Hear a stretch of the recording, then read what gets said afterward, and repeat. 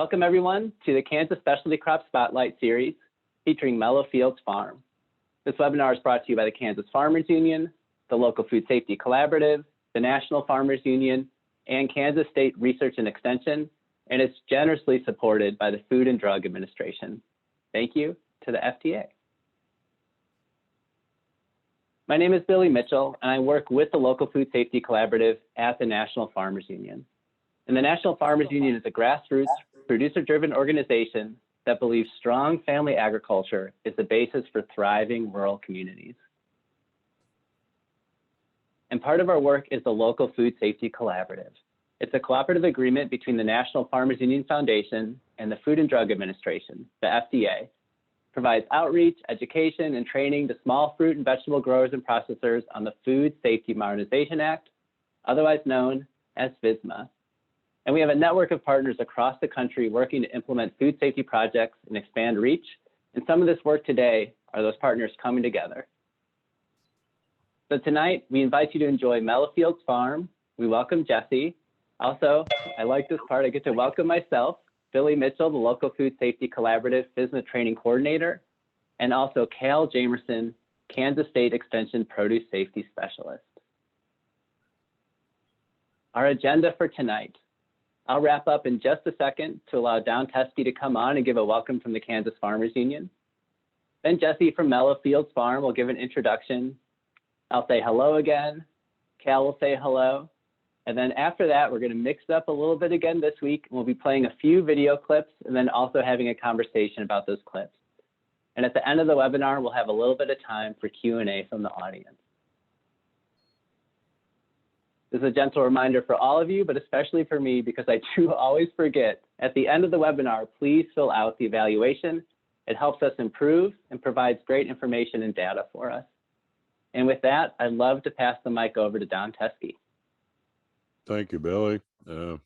Yep, on behalf of Mercedes and Mary and Cammie, the staff of Kansas Farmers Union, we just really are happy to be here tonight. And Kansas Farmers Union is really proud to be working with National Farmers Union and the FDA on this project of food safety training. Kansas Farmers Union is the oldest active general farm organization in the state of Kansas, and part of the triangle that we represent is education, and this fits right into it. Want to thank Jessi and Kevin of Mellowfields Farms to putting up with us through this, and really looking forward to presentations. So thank you.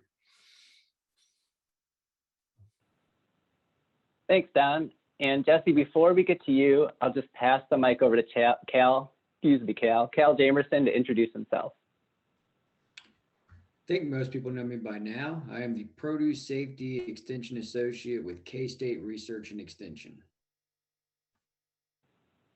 We're glad to have you with us again this week, Cal. And so Jessi, before we visit your farm via some video magic, we'd love to know just who you are, where you farm, what you farm, and just what some of your motivations are for farming and for produce safety. Yeah, thanks, Billy. I'm from Lawrence, Kansas, and I farm Mellowfields Farm with my husband, Kevin Prather. He turns into a pumpkin at 8 o'clock. So unfortunately, he's not with us right now.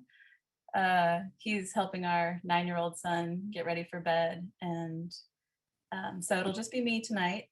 And I'm happy to be with you all. And I'm very impressed with the work that Kansas Farmers Union has done with this series and the video that you're about to see. And so we're really happy to be a part of this because food safety is very important on our farm.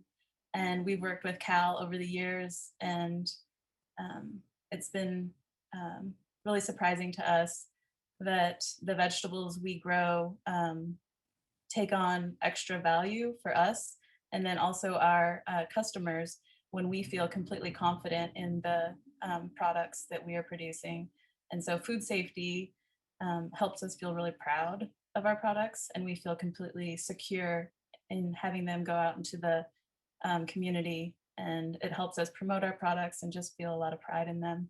So food safety is a huge part of our farm, which is about 3 acres cultivated, and it's a wide variety of vegetables. We do focus on mixed greens, which makes produce safety extremely important, as you know, because we wash them. We do a lot of specialty roots, beets, carrots, turnips, radishes. We do a fair number of brassicas in the early spring and also in the fall. We do participate in a CSA, a collaborative CSA with our neighbor, Jill Elmers from Moon on the Meadow Farm. So in order to be a CSA farm, it's important to have a wide range of vegetables. So we do have storage crops like potatoes and sweet potatoes and onions and winter squash. We also are a market farm, and we sell to grocery stores and a few restaurants that are still remaining after COVID. And we have recently started selling to food hubs, both in Kansas City and Topeka. And so once we get into the grocery store markets and food hubs, you know, you're sending your produce off to a secondary place before it reaches the consumer. And so produce safety is also extremely important at that point, also to make sure that you can convey to your purchaser what your food safety practices are and have a conversation about shelf life and what we expect from them and what they expect from us. Like I said, we're about a 3-acre farm. We're right on the east edge of Lawrence, and we didn't always farm here. We started in our backyard in Lawrence, and then we moved to leasing land from other farmers, and we had a 4-year spot at the incubator farm, the Common Ground program through the city and county, the city of Lawrence and the county of Douglas County. And that's where we were really able to hone our skills and develop some solid marketing before we actually purchased our own farm. And we've now been farming in Lawrence for 11 years. So we've been doing it a while. And yeah, we're up to 3 acres. 5 full-time people work on this farm and 2 part-time people during the height of the season. The why at this point, because we're business owners and, you know, we grow great product. And the why at the beginning is a little bit more elusive at this point, you know, thinking back. But I think it had something to do with curiosity about food and how it's grown, and maybe the challenge of it. When my husband and I both moved to Lawrence, we had just graduated from a university in Texas, and we came in the middle of the summer, and he found an ad for an organic farmhand, and he would come home at the end of the day talking about how much fun he had, and I was jealous. So I found a different organic farm to work on, and we kind of just got bit by the bug at that point, and it was always something new to learn and a challenge. And so we've just kept going. Other than that, this card catalog behind me is from the KU library, and it was gifted to us by a neighbor who we leased her yard at the beginning of our farming career. And that meant that we just helped her with her flower gardens in exchange for using her half-acre yard. And she had this piece that she had dreams of using, and when she met us and we got to know her, she thought that we needed it to keep our seeds. And so it's been our seed storage ever since, and it's a beautiful piece. So that's me. It really is beautiful. Thank you. And I should say I had asked Jessi in our like pre-interview conversation to talk about that library catalog, because that really brings me a lot of joy. My mom's a librarian. My grandma grew food. So it's nice to see those things come together. You had mentioned that, you know, you are an agricultural business owner and you're selling to all these people, restaurants, grocery stores, food hubs. Does produce safety ever come up in the course of business? Are any of these buyers ever asking you questions about your produce safety practices? Here, let me try and get my light situation a little bit better because it's getting dark outside. Usually, they want to know about our liability and that we're holding the correct insurance. But, we do start to have those conversations when we talk about shelf life with grocery stores. And we put sell-by dates on all of our greens. And that was something that they had requested, but since doing it, it has made us feel a lot better that we have some control over how long they're holding that product on the shelf. Because if for some reason, they held something too long and it turned and it was still sitting on the shelf, that would reflect poorly on us. So, as much as we can, we talk about our product and, why we stand behind it and what we're excited about. So they're not often asking us specific questions about our safety process. We're more verifying how long something can stay fresh and that it is super fresh when it gets to them, and that we have a process for keeping it cool pretty much immediately after it comes out of the field. That makes a lot of sense. Yeah, I mean, you want to take, and obviously you do take so much pride in your produce, and there are a lot of co-benefits from produce safety to quality. I mean, keeping things clean, sanitized, proper temperature control, all those things, having really well-trained employees, both on the harvest practices, but those produce safety practices, it can really affect the quality. And you had mentioned, I think you said you have 5 full-time and 2 part-time. Have any of those folks been with you more than one season, or do you find yourself hiring new every year? Well, 2 of the 5 are myself and Kevin. So the other 3 full-time employees that we have are returning employees. We have 2 employees that this will be their 3rd season, and 1 employee is in their 2nd season. And then one of our part-time employees just comes 2 mornings a week, and she does all of our tomato pruning and trellising, and she's been doing that for 3 years. Very cool. And you had talked a little bit about leafy greens, and produce safety is so important. And I might have said in an earlier webinar, my dad, he just doesn't eat vegetables, but even he is very aware of like romaine outbreaks and some of the risks that people perceive are parts of leafy greens and can be a part of leafy greens. Does that ever come up with your employees? Do you talk about the produce safety risks? Oh, yeah. Of crops and yeah. Definitely. Yeah. We have food safety SOP training that we do for our own employees. And that includes reading through a document that we update every year. And, every employee that works in the pack house or harvests, that for the first month or so that they work here, we're working alongside them and teaching them about our process.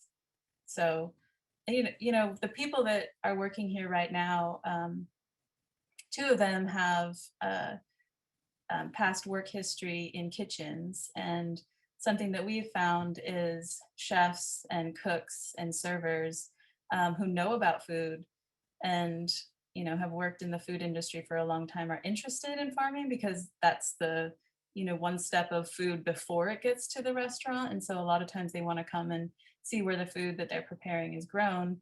But we find that they're the best in the pack house because they know food safety from being in kitchens. And so we have learned a ton from our employees who have come to us from kitchens, and they're always talking about food safety. I mean, one chef that we had wanted to be wearing gloves all the time. And there was a point at which, we were saying, everybody's going to wash this when they get home. And this was before COVID. And so there's really benefits to having employees who are trained in food, and maybe not just farming, but other areas of food, because they can widen your perspective on food safety so much.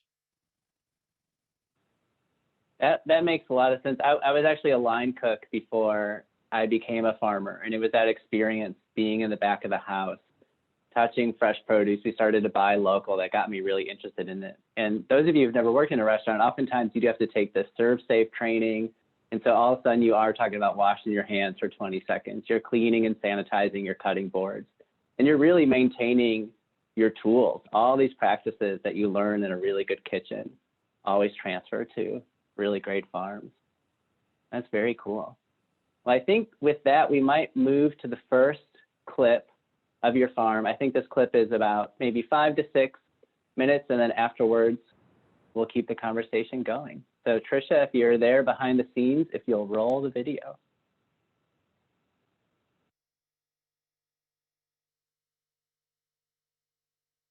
So in the morning, we usually, on a typical harvest day, we'll come in here with our crew and we'll go over the harvest for the day. And we have our harvest list on a digital document.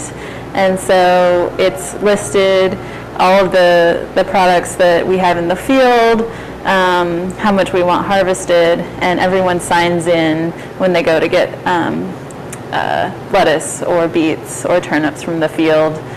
And when they come back in, they sign out so that we know how much time it took, and they're able to write notes about the crop, if there's pest pressure, or if it's gotten too big, or if there just wasn't much there. They can write all that feedback there so that the harvest manager can read that at the end of the day and make plans for the rest of the harvest that week. This is kind of like the brain of the whole thing usually. Is on the left side we have all of our products that are available right now. Yeah. On the left side, and then at the top is all of our accounts. And then it's a grid. And so, you know, where head lettuce meets the Merc is a number. All of our accounts are in order of the week. So the ones that are delivered on Monday on the left side, going through all the way to, you know, Saturday and Sunday. So on the farm, we use the Rubbermaid Roughneck Totes. This one is the 18-gallon, but there's 2 sizes that are smaller. And at Mellowfields, we use all 3 sizes for different crops. Obviously, the crops that are lightest and very bulky would be in this. Every day, we rinse out our totes and dry them upside down. Both the lids and the totes get rinsed every day at the end of the day, and then the lids get put back on the totes and stored upside down. So if there's a tote that it has a lid and it's upside down, it means it's clean and it's ready to go. On Fridays, we wash all of our totes, scrub them with dish soap, rinse them, dry them again. So once a week they get scrubbed with soap, every day they get rinsed. Food grade Rubbermaid, obviously Rubbermaid does make trash cans, and so you wouldn't want to use like the blue or the gray trash cans. The white Rubbermaid is food grade. But for the totes, the gray, the red, the blue, those are all okay. We use these Rubbermaid totes for both harvesting and for storage. So we don't have 2 types of totes on the farm, we just have one. So we take care of them and we wash them and we make sure that they're not set on the ground. They're always on a table or on a rack when we're packing from them. You just want to keep anything that's going to touch a surface that you put food on off the ground. When it comes time to harvest, you take the tote out, you take the lid off. The lid goes upside down on the ground. Yeah, so the inside is faced up, and that's something that we've trained our staff on. As far as our harvest tools, we really like this knife for cutting lettuce, the leaf lettuce, the head lettuce. We also use this for kale and other leafy greens that we bunch. Broccoli, cabbage. Yep. It's a pretty all-purpose knife. Yeah, a lot of people like to put them in a little holster while they're harvesting. They're really easy to scrub at the end of the day with soap and water, and then we do spray them with a sanitizer after we use them, and we store them on a magnetic strip. So the sanitizer that we use for all of our surfaces, our sinks, and our tools, it's 3% hydrogen peroxide, and this is food grade. We do purchase it in bulk in 12%, and then we reduce it to the 3% and fill this up. And this is a sanitizer that you can spray on your table and leave. That's actually what you're supposed to do. Let it sit to do its work. Yeah, the little note up there says clean and sanitize, clean with soap, sanitize with the peroxide. Knowing, what wild animals are moving through your field, what are the paths. We obviously are in the process of putting up electric fence to keep the deer out of our field, but we have had heavy deer pressure, and so in our SOP we do list that any produce that is near feces does not get harvested. We've got white flags that all of our staff's been instructed to stick a flag if there is feces present in the bed of produce, like in the path. And so you don't harvest anywhere near that. You give a good radius and you remove it. So with like deer pellets and stuff like that, it's harder to do. So our solution is just to try and keep them out of our field entirely. And but we pretty much know their migration path, and it does happen to be where we have kind of some drainage and a path. But, if there's butterhead lettuce, they will veer off that path so that they can eat all of it. All of it. Yeah. So knowing, what mammals are going through your field and, where they're pooping, and avoiding those areas for harvest. Also knowing where anything has been flooded. We never harvest from an area that's been flooded. So at that point, we would just, abandon that green crop usually. Contamination would be eliminated, by keeping your hands clean. We tell all of our employees, if you're sick, don't come to work. We offer 1 week paid time off for all of our employees, so they don't have to choose between making rent and taking care of themselves. So I feel like that's, if you're going to have staff, you need to recognize that a lot of people are making decisions like that. So if you're asking them not to come to work when they're sick, you have to make it so that they can actually take a sick day. Beyond that, like good hygiene, we don't eat inside of our pack house. We have designated picnic table for eating so that we're not mixing that inside of our pack house. And then just, changing out your dirty water as often as you can. When you notice that it's really dirty, you switch it out, spray out your sink and start over. So we use well water for irrigation, and we use city water for our washing and our packing. We do a decent amount of drip, and we do overhead irrigation. So kind of even mix of the two.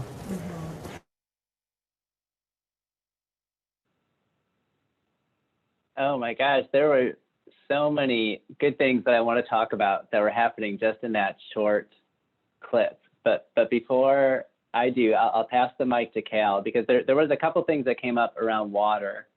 And I know that K-State has a lot of options around water testing and support for that. So Cal, I don't know if you want to just talk a little bit about why it's important to water test and the support that y'all offer to farmers in Kansas. Basically, when you're using any water source for irrigation, the pivotal first step is to know the quality of the water, because that will kind of dictate your actions going forward based off that. Right now, K-State is offering it for free. I know it goes at least until September, but I'm not positive after that. Cool, thank you.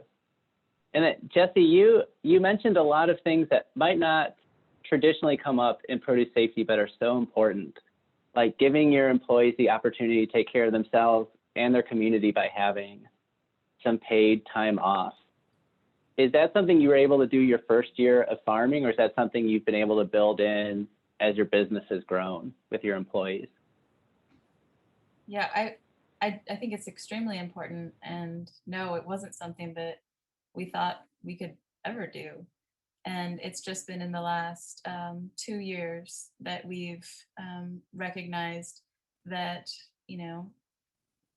farmers burn out, and that it's hard to get people to come back to a farm after, a 3-month break, which, farming is seasonal.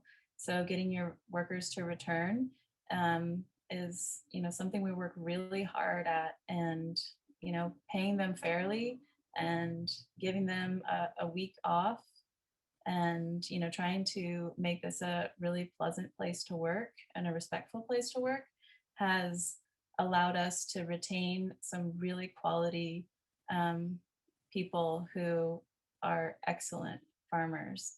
And so investing in those in our employees, in time off and good pay, and training ourselves on how to be good employers has a huge payout. And this is where we work, and this is our livelihood. So keeping it, the atmosphere positive is good for everybody, including ourselves.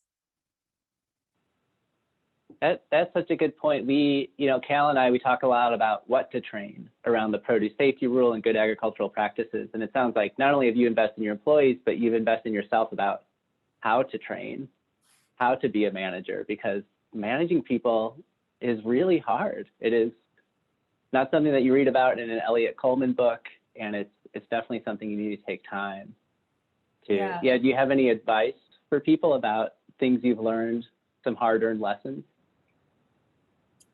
Listening to your employees' needs and, actually thinking about what you can do to help. And this is something that Kevin and I have had conversations about since we first hired. We didn't start farming thinking that we were going to be managing people. We were thinking about plants and food and markets. And so this was one that we really had to work on and are still working on, because as soon as you hire people, there's business aspects of payroll and accounting that, it's a huge learning curve. And so, like consulting with professionals about how to do that correctly, and then, just how to manage people and earn interpersonal skills, and knowing, when someone's having a bad day, and maybe just to like back off a little bit. And, there's probably been lots of people that have given us small tips and tricks here and there, but I did take a 3-hour workshop from J.M. Fortier a couple years ago about how to manage your employees. And he did a really great job of talking about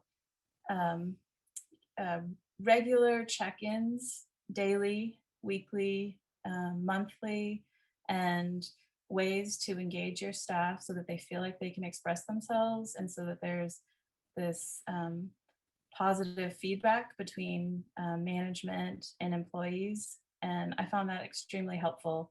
And I think it was free. So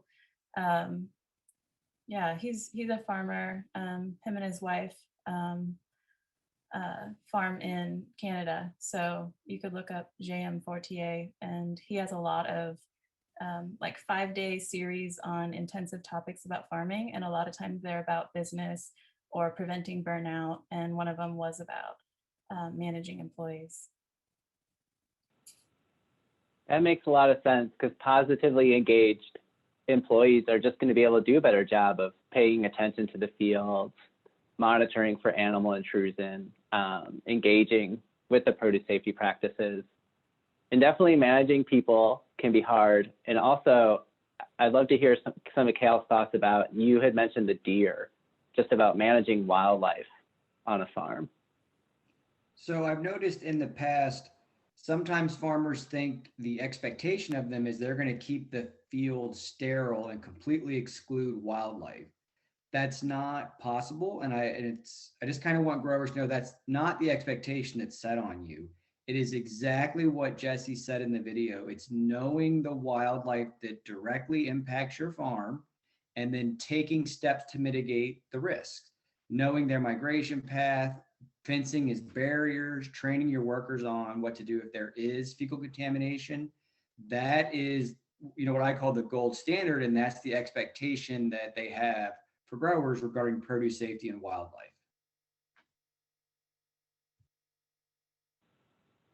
Thank you. And yeah, Jessi, is there anything else you want to add around your dance with the deer and how you're trying to manage those risks?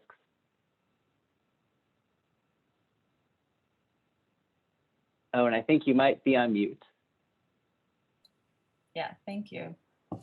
Yeah, when we first moved to our farm 4 years ago, we had hardly any deer pressure, but as soon as the deer found us, it seemed like they were just attracted to us, and each year it became a bigger issue. And finally, I think it was the last straw in 2020, after losing several lettuce crops, they successfully dug up and ate every single sweet potato tuber that we had in the field in a matter of about a week. And so we were unable to harvest any sweet potatoes last year. And immediately we ordered electric fencing because that was just something we weren't willing to ever go through again. And, it's this powerless feeling to lose an entire crop to deer. And it was really tough. And so we're really hoping that the electric fence will work. And I think there's a question about where we ordered the electric fencing from. We used Gallagher fencing. A tip for that too is amp up one of the posts and put peanut butter on it the first few times and shock the crap out of them. And then also, depending on your personal take on this, there are lethal measures you can take in response to animal intrusion to your fields as growers. Yeah, we did. Kevin, my husband, consulted with Game Fish about the electric fence because we were going to put it up right away last fall. And they said, actually, the best thing is to put it up in the wintertime. And then once they, start their spring migration, bait it, peanut butter on tinfoil and hang it on the fence. And that tinfoil will conduct the electricity. And you want them to put their mouth on it and to remember that this was really painful. And we did that. And unfortunately, we did watch one deer hop over the fence early one morning. And so Kevin actually made an alternate path for them. What we realized is they just couldn't figure out how to not use that same path that they've been using for years. And so he placed salt blocks at the end where he wanted them to take a new path. And across the street from us, there's some woods. And so there was not really an opening for them to take. And so he cleared an opening across from the end of our fence and then baited that with salt blocks and peanut butter. And he went back into those woods and he found their path that they had normally been taking. And then he baited from that path to the new path to really help try and train them to the new path. And since doing that, we haven't seen any more jumping, and we haven't seen any more hoof prints, but we're really only like 2 months into this experiment, so we're still crossing our fingers. That is so interesting. I mean, that's really a multi-pronged approach to sort out this issue. Also, I love peanut butter, so that would get me every time if I was a deer, and I would remember that. So Jessi, thanks for that. I think we're gonna go to our next video clip. So Tricia, if you're there behind the scenes, if you'll roll the film, please.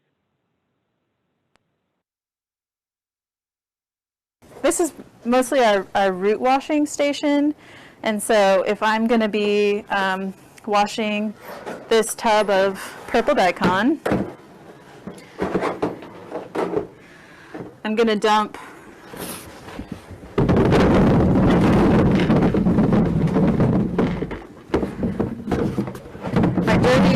my dirty roots into, we call these bulb crates, but they're just black plastic crates. And then I'm going to use my sprayer. This is absolutely the best produce sprayer that we've ever had. The handle is really large. It's light. It's easy to compress. And so at the end of the day, your fist isn't cramped up. And then it also has a locking mechanism. So if you're going to be spraying for a while, you can hold it however you want. The spray that comes out is not too hard. A lot of times with those tiny little sprayers, you get this jet stream and you damage your roots. So highly recommend this sprayer that you can get through Johnny's. They are selling it now, yep. Yeah. And spray it all over once to get them all wet, and that helps loosen that dirt. And then I usually take each individual one and spray it and then put it into a clean crate. And do that with each one. And then I've got my clean crate. I can let it drip dry, and then I take it in and I can package it up for CSA or market.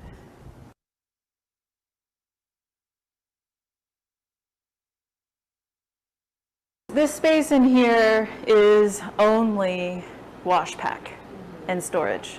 So this isn't a multi-purpose room. Yeah, it's very tempting to make it a multi-purpose. Yeah. This isn't a shop. Yes. This isn't tool storage. Yeah. No, this is only food, food getting washed and packed. And so it's a dedicated space. Our order board is another really important reference point that we use. So after we come back with the produce, we try and wash and pack the produce that's going to be delivered that day or the next day. And so our order board has all of the orders for the week, and it's listed by product and the destination. And so as those orders are finished in here, they get checked off on there. They get put in a tote. They are labeled and put in the cooler, or the cool room, cool room, depending on what it is. The other thing is we use these Rubbermaid totes for both harvesting and for storage. So we don't have two types of totes on the farm, we just have one. So we take care of them and we wash them and we make sure that they're not set on the ground. They're always on a table or on a rack when we're packing from them, because you just want to keep anything that's going to touch a surface that you put food on off the ground.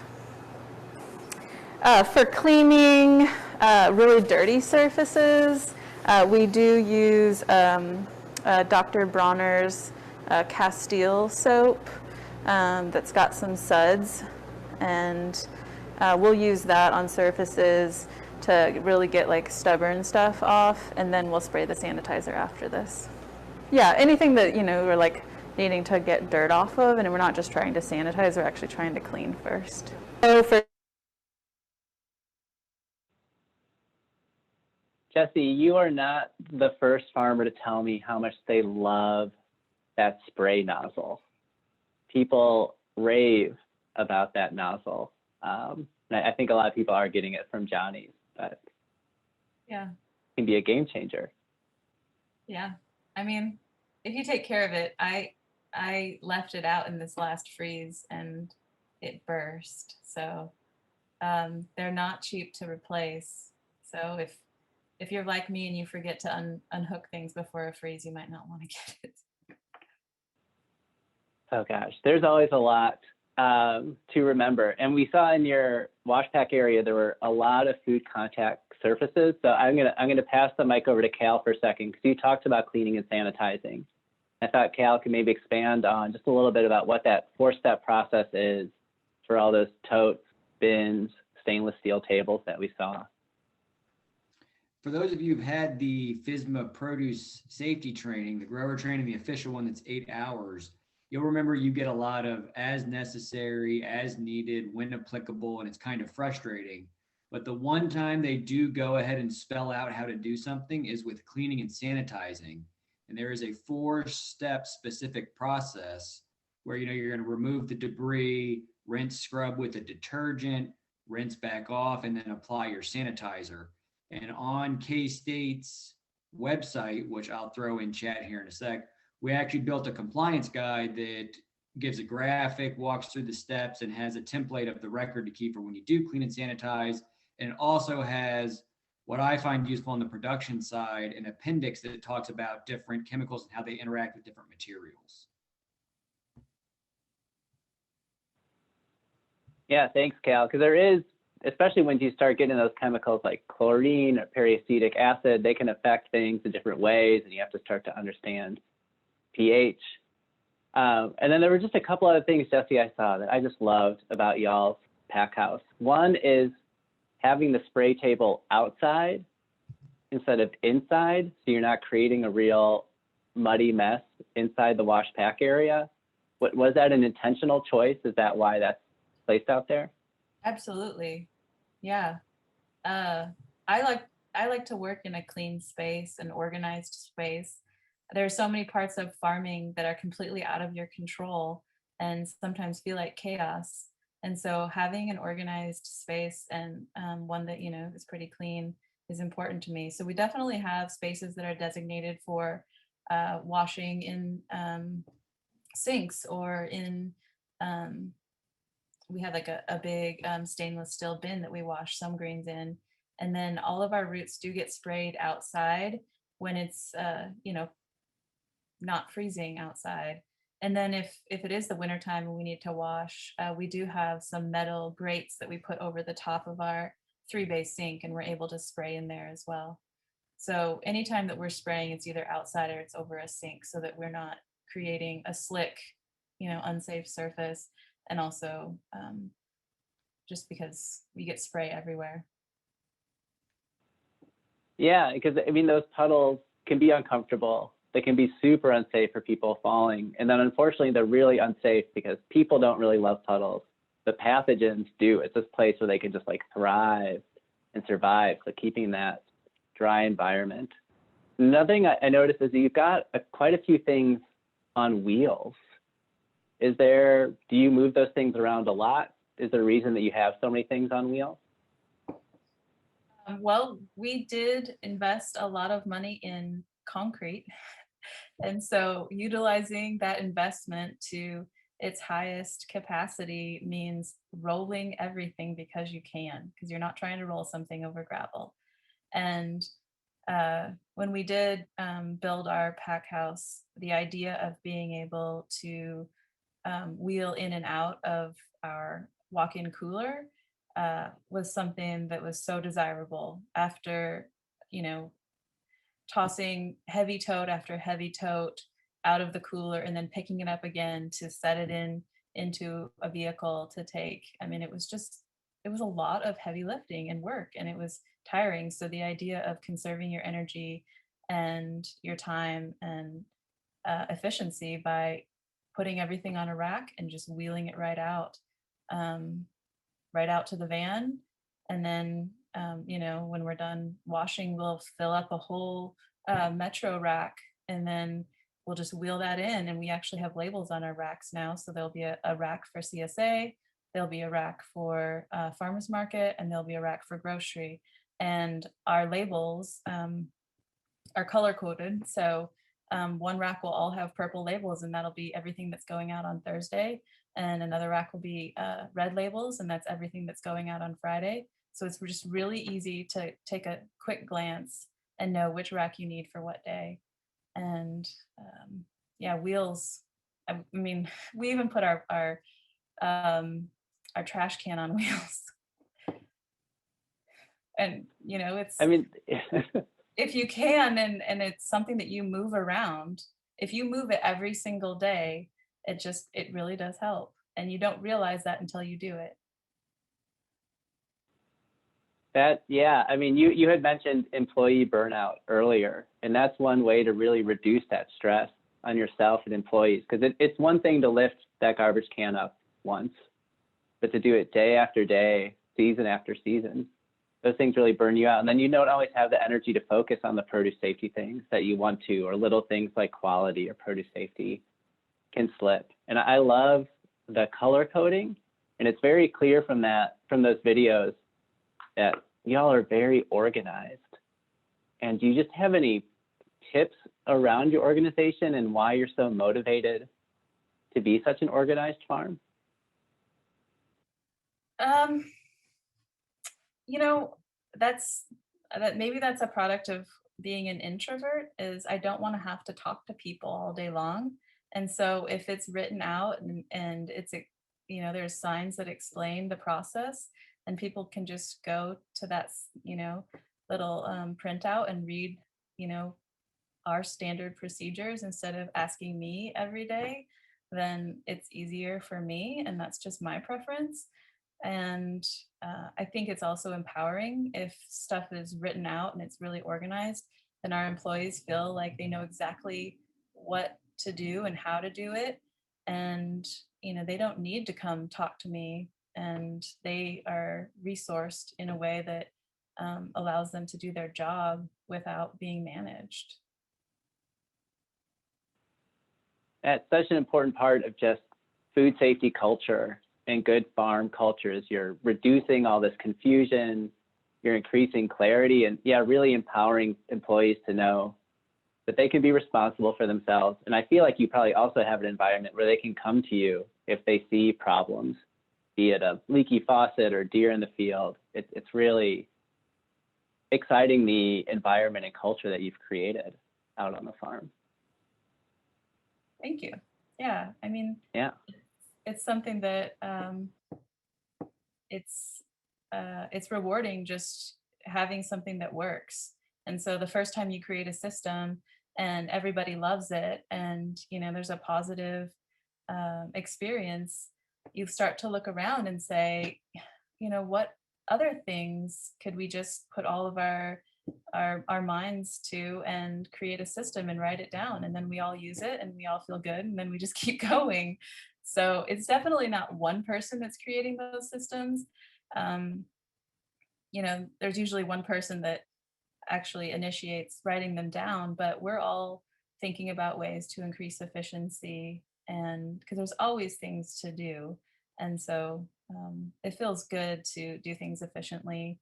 I think that's probably just human nature. That's so good. I mean, one thing I have learned these past 3 weeks about Kansas farms is the spirit of community and collaboration, both inside the farm and outside the farm. It's really inspiring. And before we open up the Q&A, I do want to pass the mic back to you, Cal, for just a second, if you had any other comments or questions that you wanted to bring up. No, just that I'll say from my side, it's wonderful when you go out and work with growers who take what you say and then try to apply it. A lot of time in my first year, you just get a lot of pushback on why it wasn't important, and no, I'm not going to do that, and it doesn't make sense. So from our side, it's always wonderful to see when growers take it, learn, implement it, and organically grow their business at the same time. Thanks, Cal. I mean, Cal, I think that's a credit to you as well, that you keep showing up and you keep educating and listening and having conversations. And before we do go to, and folks, get ready. If you want to come off mute, or if you want to put any questions in the chat box, we've got about 10 minutes left. I definitely want to give an enormous thank you to Mercedes for editing all that footage together. Jessi had talked about what an incredible conversation they had. They were together for what sounds like 2.5 really good hours, and to pull all that stuff together so we could have this nice visit to the farm today. It's just really important. So thank you, Mercedes, for doing that, and Jessi for all your time and participating as well. So before we close it out, we've got a couple of minutes. And so we'll definitely pause and y'all can come off mute or you can put it in the chat box. Any questions, comments, compliments? And Jessi, maybe I'll read Megan's question out loud just so when we share it on YouTube, folks will know. And Megan asked, based on your experience, what are some of the easiest crops for beginning farmers to grow in regards to food safety? Well, anything that is growing up off the ground, you're gonna not have to worry about, you know, contact with fecal matter. And, you know, it might be cliche, but go ahead and grow tomatoes. It seems like if you can get them early, it's worth it. And everybody loves them and they talk about them. And it's, you know, there's a few things you have to put into place to do it. You know, you have to have a structure and give them good support and know what you're doing if you're going to prune. But it's a high reward crop when you get that figured out. And so it'll make you feel good about that. And, you know, the fruit is up off the ground if you're trellising. And there isn't any washing to be done, or there shouldn't be. And so it's really making sure your hands are clean. You put it in a crate and you're storing it at 55 degrees, and then it's going straight to the customer. So that's a pretty good one, I would say. Same thing with peppers. We don't wash our peppers and we do trellis them, so they're up off the ground. So if you're good at tomatoes, peppers is probably also something that you can be confident in. What else? People have a lot of trouble with roots because it takes a certain type of soil. But I will say radishes and turnips tolerate less than ideal soils, and they grow really quickly. And so that's something that you don't have to attend to for a really long time. And they grow quick enough that you're not going to have this huge weed pressure. So that can be pretty gratifying as well. So maybe those 4 crops. That's great. Thank you. And that's a really good point, that sometimes there's this assumption that you have to wash everything. And in some ways, washing everything can increase your risk. So before you wash anything, really ask yourself, do I need to? Because it can really reduce the quality while increasing your risk. And it seems like we might have to try and get a picture or two of your trellis for the follow-up email, if you have any, because that did sound very cool, all that structure and support. Yeah. And then we will end on this from any tips to keep a tunnel or a hothouse from ripping or blowing away in the wind? Yeah, I mean, tunnels are really great until it's windy. And we've had a few really windy days here in Kansas. And it's the type of wind where if you weren't a farmer and you didn't have plastic on your farm, you wouldn't really notice it. You would say, oh, it's kind of breezy today.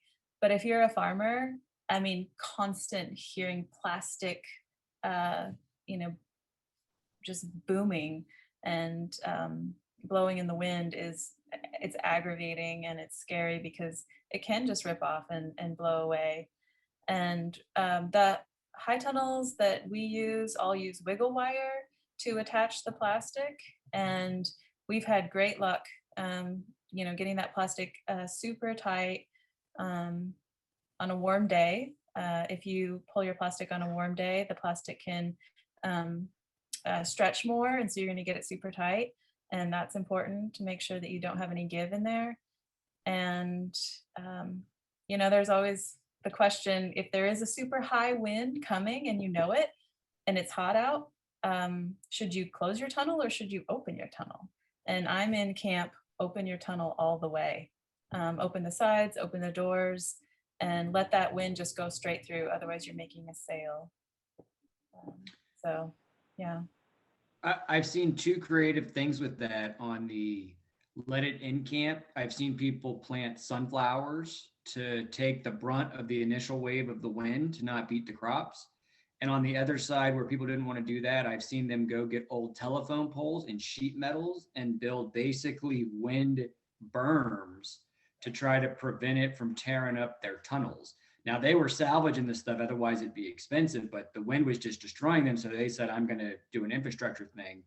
Part of that, you know, they're in a real rural area, so no city or town was going to give them grief. It's different when you're in a urban farm type setting or within a city or municipality, because then they might have different rules on big old sheet metal in front of your high tunnel.